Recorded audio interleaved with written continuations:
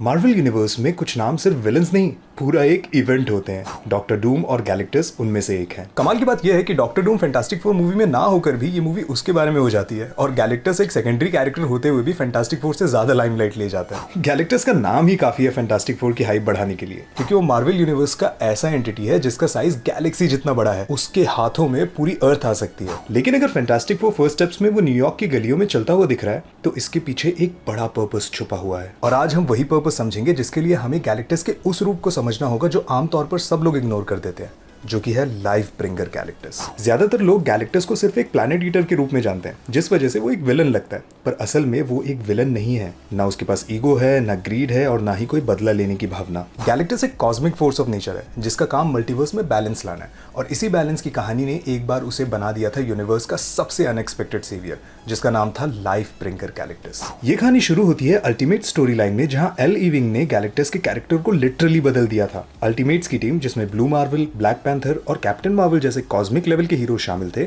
उन्होंने एक प्लान बनाया। उन्होंने टाइम ट्रैवल करके गैलेक्टस को उसके ही कॉस्मिक इंक्यूबेटर में ट्रैप किया और उस मोमेंट के बाद पूरी कॉमिक हिस्ट्री बदल गई, क्योंकि जहां वो इंक्यूबेटर पहले गैलेक्टस को डिवॉर ऑफ वर्ल्ड्स बनाता था, इस बार वो उसे बना देता है लाइफ ब्रिंगर, एक ऐसा बीइंग जो अब वर्ल्ड्स डिस्ट्रॉय नहीं करता बल्कि उन्हें दोबारा जिंदगी देता है। सबसे पहला प्लैनेट जिसे गैलेक्टस ने कभी खुद डिस्ट्रॉय किया था, उसी को उसने रिवाइव किया। ये एक सिंबॉलिक मोमेंट था जहां गैलेक्टस ने प्रूव किया कि अब वो बदल चुका है। इस नए रूप में गैलेक्टस येलो एनर्जी से चमक रहा था। उसके अंदर कोई हंगर नहीं थी, सिर्फ क्रिएशन की पावर थी, जिसकी मदद से उसने ईगो द लिविंग प्लैनेट जैसे एंटिटीज को रिस्टोर किया, जहां पहली बार ईगो की पूरी बॉडी हमें देखने को मिली। लेकिन ऐसा करने से कॉस्मिक ऑर्डर बदलने लगता है। जहां पहले पावर्स के मामले में गैलेक्टस मास्टर ऑर्डर और लॉर्ड केओस से नीचे आता था, तो अब वो उनसे ऊपर हो जाता है। अब मेरे ख्याल से ना ये पहला सुपर हीरो जॉनर का कैरेक्टर होगा जो बुरा काम करते टाइम कमजोर था और अच्छा काम करते समय ताकतवर, क्योंकि बुरा काम करने वाले अपनी पूरी ताकत से नुकसान पहुंचाना चाहते हैं, जबकि अच्छा काम करने वाले खुद को रोकते हैं ज्यादा नुकसान पहुंचाने से। खैर, इस नए कॉस्मिक ऑर्डर से खुश न होते हुए master order and Lord chaos जैसे प्राइमल फोर्सेस ने लाइफ ब्रिंगर गैलेक्टस को एक्सेप्ट नहीं किया और एक ऐसी गलती बताई जिसे ठीक करना होगा, इसलिए वो उसे लिविंग ट्रिब्यूनल के पास ले गए ताकि उसके नए फॉर्म का जजमेंट वो ले सके। लिविंग ट्रिब्यूनल शुरू में तो न्यूट्रल रहा है, पर गैलेक्टस अपने लाइफ ब्रिंगर वाले रोल को डिफेंड करते हुए कहता है कि नया मल्टीवर्स अभी भी शेप ले रहा है और उसमें हर चीज एक नए तरीके से होना जरूरी है, जिस पर ट्रिब्यूनल एग्री करता है। पर ऑर्डर एंड केओस को ये मंजूर नहीं होता, इसलिए वो एक दूसरे के साथ मर्ज होकर लोगोस बनते हैं, एक नई कॉस्मिक एंटिटी जो शायद लिविंग ट्रिब्यूनल से भी ज्यादा एब्सोल्यूट पावर होल्ड करती हो, क्योंकि उसने ना सिर्फ लाइफ ब्रिंगर गैलेक्टस को कैद किया बल्कि वापस से डिवोरर बना दिया। लेकिन एंटमैन ने अपनी जान देकर गैलेक्टस को एक बार फिर लाइफ ब्रिंगर बना दिया, जिससे एक बार फिर होप जगा कि शायद ये बैलेंस हमेशा बना रहे, जिसके बाद वो कई जंग लड़ता है। अब ये सब बताने का मकसद सिर्फ ये है कि मैं आपको ये बता सकूं कि गैलेक्टस प्लैनेट्स को खाए या उनको जिंदगी दे, वो ये सब as a force of nature करता है, ना कि किसी मॉरल रीजन से। और ये सब सर्कमस्टेंसेस बनाए जाते हैं ताकि वो फोर्स ऑफ नेचर मल्टीवर्स की जरूरत के हिसाब से काम करें। अब क्योंकि गैलेक्टस को पावरफुल बनाना था आने वाले थ्रेट के लिए, तो उससे लाइफ ब्रिंगर बना दिया गया और जैसे ही वो खतरा टला, उसको वापस से पुराना गैलेक्टस बना दिया गया। और ये होता भी बहुत स्मूथ है, जहां हम देखते हैं कि काफी समय बाद गैलेक्टस फिर से एक डायलेमा में फंसता है, जहां एक प्लैनेट को डिवॉर करना जरूरी होता है, क्योंकि अल्ट्रॉन वायरस वहां से पूरे कॉस्मोस में फैल सकता है, जिसको गैलेक्टस भी बाद में लाइफ देकर नहीं बचा सकता। इसीलिए वो उसको खाने का डिसीजन लेता है और उस एक डिसीजन ने फिर से उसे बना दिया डिवॉर ऑफ वर्ल्ड्स। गैलेक्टस वापस आ गया अपने ओरिजिनल रूप में, जहां सिल्वर सर्फर फिर से उसका हेराल्ड बन जाता है, पर इस बार वो पॉपुलेटेड वर्ल्ड्स को छोड़कर गैलेक्टस को अनइनहेबिटेड प्लैनेट्स की तरफ गाइड करता है। इन सब के बीच एक चीज जो क्लियर होती है वो ये है कि गैलेक्टस चाहे कितनी भी बार इवॉल्व हो, उसका रोल फिक्स है। वो कॉस्मिक बैलेंस का एक परमानेंट पिलर है जो सिर्फ एक्सट्रीम्स में काम करता है। कभी प्लैनेट्स को डिवॉर करता है तो कभी वो लाइफ ब्रिंगर बन के लाइफ देता है, क्योंकि गैलेक्टस का असली एसेंस है मल्टीवर्स में बैलेंस को मेंटेन करना, चाहे उसके लिए कुछ भी करना हो। और इसीलिए फैंटास्टिक फोर फर्स्ट स्टेप्स में गैलेक्टस इस ऑल्टरनेट अर्थ पर आया, जहां एक ऐसा मल्टीवर्सल थ्रेट है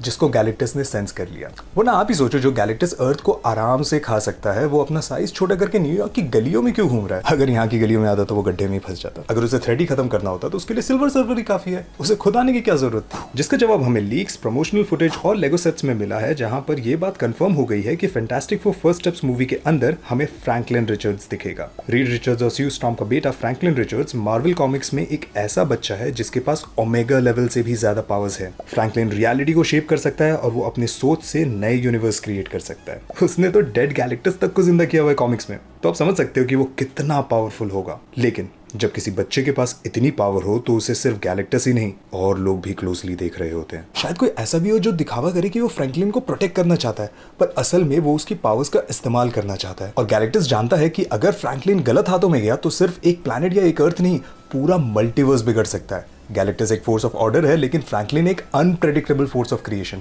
और जब क्रिएशन कंट्रोल से बाहर चली जाए तो वो केओस बन जाता है। गैलेक्टस के लिए फ्रैंकलिन कोई दुश्मन नहीं है, बल्कि एक ऐसा इम्बैलेंस है जो मल्टीवर्स के बैलेंस तक को बिगाड़ सकता है, क्योंकि फ्रैंकलिन का कंट्रोल उसकी मैच्योरिटी पर डिपेंड करता है। अगर एक बच्चा सपना देखे कि एक नई दुनिया हो जहां पर सब कुछ उल्टा हो, तो फ्रैंकलिन के केस में वो दुनिया सच बन सकती है। और गलती से भी वो दुनिया अगर अनस्टेबल हो तो उसका कोलैप्स पूरे मल्टीवर्स को इफेक्ट कर सकता है। एंड क्या पता कि फ्रैंकलिन एक और मल्टीवर्स बना दे जो एग्जिस्टिंग से अलग हो पर इसके लिए थ्रेट बने। इसीलिए गैलेक्टस का आना अब सिर्फ प्लैनेट के डिस्ट्रक्शन से नहीं जुड़ा, बल्कि वो मल्टीवर्स के बैलेंस को बनाए रखने से जुड़ा है। मेरे ख्याल से गैलेक्टस जानता है कि डॉक्टर डूम इन लोगों की मदद करने के बहाने वो फ्रैंकलिन के पावर को एब्जॉर्ब कर लेगा, जिसके बाद वो बियॉन्डर जितना पावरफुल हो जाए और मल्टीवर्स को अकेले कोलैप्स करके उसको अपने हिसाब से शेप दे सके। इसीलिए वो उसके आने से पहले ही फ्रैंकलिन तक पहुंचना चाहता है, क्योंकि गैलेक्टस फ्रैंकलिन रिचर्ड्स को खत्म नहीं करना चाहता, बल्कि उसके पावर्स को खत्म करना चाहता है। मैं ऐसा इसलिए कह रहा हूं क्योंकि इल्यूमिनाटी वाले यूनिवर्स में भी फ्रैंकलिन है। अगर वो उस यूनिवर्स में जिंदा है वहां, तो इसका मतलब ये हुआ कि उसको मारा नहीं गया, बल्कि पावर्स लिमिट या कंट्रोल कर दी गई है ताकि वो मल्टीवर्स पर हावी ना हो। इसके लिए गैलेक्टस या फिर इस यूनिवर्स के हीरोज को ही कोई रास्ता निकालना होगा। वरना तुम खुद सोचो, मल्टीवर्स में अनगिनत फ्रैंकलिन रिचर्ड्स होंगे, गैलेक्टस इसके लिए यहाँ क्यों आया?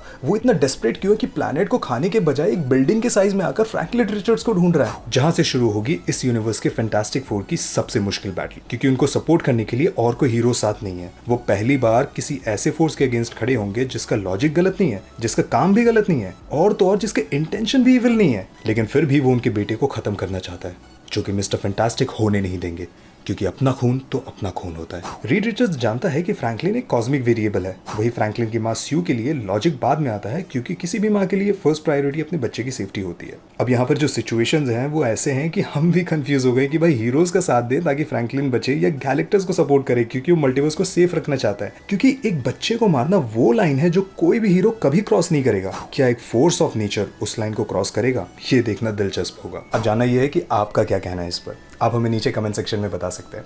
हमारी वीडियो अगर अच्छी लगे तो लाइक जरूर करें और चैनल को सब्सक्राइब करना ना भूलें। साथ ही साथ एक स्टेप आगे आकर अपने फेवरेट चैनल को सपोर्ट करें मेंबरशिप लेकर। Thank you guys, this is Sohail and you are super super. Peace. उसकी हाथों में पूरी बात बना सकती है, ठीक है? बड़े बड़े। अब जानना यह है कि आपका क्या कहना है इस पर। I support Superman. थोड़ा मैंने तो हक कर, सॉरी सॉरी सॉरी।